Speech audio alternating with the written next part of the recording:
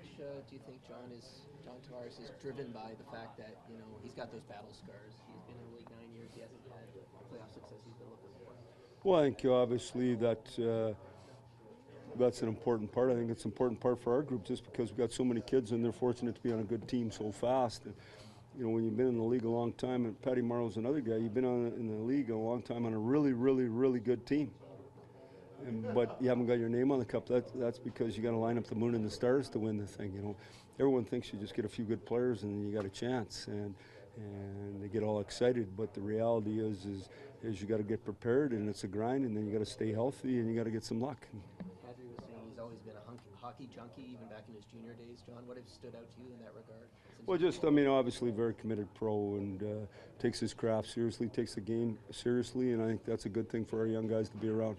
7 rookies were in your lineup 3 openers ago, and now here they got a chance to do it again. How far have they come along growing under the lights of Toronto and all that goes with it, playing for you? Well, I just think that, we're fortunate that we have a good young group going in the right direction, and we've added to that group, obviously.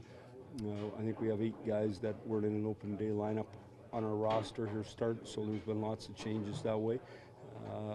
But we're going in the right direction, and I think we're set up for a pretty good cap-wise, youth-wise, talent-wise for a pretty good 5 to 7 year run, and I think that's what you need to have success. We can see what John Tavares' impact on the ice is, but just in the room around some of the young guys, just what has that been like? Well, I just think, what it does is with Tavares and with Marleau and with Hainsey, and Hainsey's won the cup. Patty's been around a long time and a great player for a long time. And then Tavares is 10 years younger, but they all are guys who take their craft very serious. And obviously Marleau and Tavares are guys that I think the more you get of them, the better chance they have to influence the group. And the coach can't be at the back of the bus or the back of the plane or at team meals. It just doesn't work like that. And you need good help, and that's what those guys do. Mike, there's an excitement and an anticipation in the city that frankly I've never seen before. Does that translate to you guys down here, and how do you look at it? Oh, we're thrilled because the reason there's an excitement is because we've done something about it. That's the facts, is the team's got better, so it's exciting. Now, we know we got segment 1 coming, and we got a game against Montreal, and you guys are paid to get ahead of yourself and forecast and do all that stuff. Doesn't much matter to me. We just got to get ready for the first 5 games and be prepared to play, and we got to get better every day or you have no chance at the end. And so last year we had an unbelievable regular season. We still left, early, and so you got to have an unreal regular season to get in the playoffs, and then the way the NHL is set up now, you play a real good opponent in your first 2 rounds, unbelievable. So you got to be fortunate and you got to be good. Mike, you mentioned the team being in a good spot cap-wise for 5 to 7 years to go for a run. You have a player on a holdout right now. Can it be part of your job to sort of remind that to players that you can have a good run, but if the whole team sticks together? Yeah, I mean, if that opportunity came, I don't go around. There's a reason I'm not a general manager, and never plan on being or want to be one, and so don't have to deal with a bunch of that stuff. In saying that, if someone asks me a question, I give them my thoughts on it. But it's the business part of the game, and it is what it is. Other people are getting opportunities, and we worry about the players that are here. I know it's almost impossible to replace a guy like William, but does this team have enough skill and depth to help mitigate that for as long as he could be? Yeah, we're going to watch, and we'll see.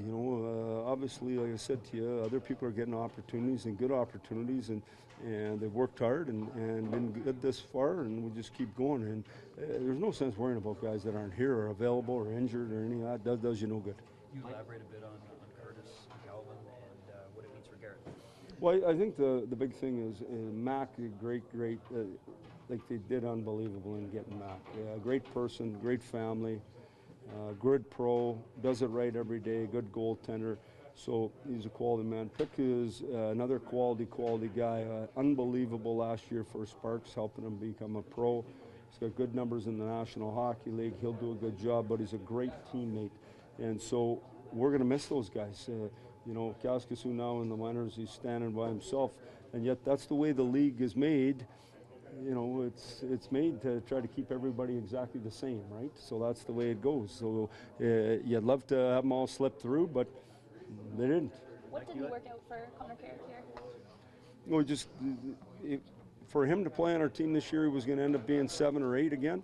We didn't feel it was right to be 7 or 8. He worked real hard. He won our fitness thing. He's a great human being.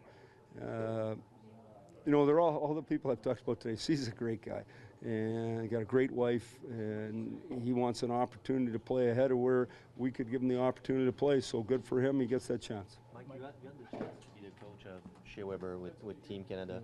You will be the captain in Montreal. What type of captain you believe Shea will be in a market like Montreal? Great captain. He's just a great person, and he doesn't have to say much. You just got to look at you, and you tend to get in line. He knows what's right.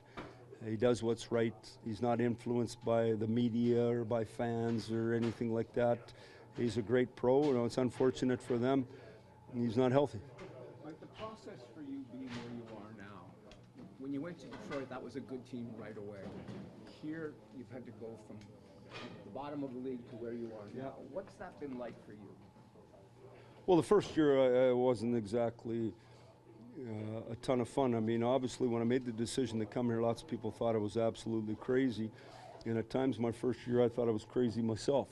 But since that time, like if you look at the points, since that time, we've been a good team, a real good team. And now we're getting to be a better team. But, you know, it's great to be all pumped up about life. I just know how hard the league is. And so we're just going to do what we always do. I try to be concerned about today and getting better today and getting ready for tomorrow. And that's what we're going to do as a team this year and stay in the process and keep improving our players. And if we do that, we have a chance to be good at the end and be in the playoffs. That's it.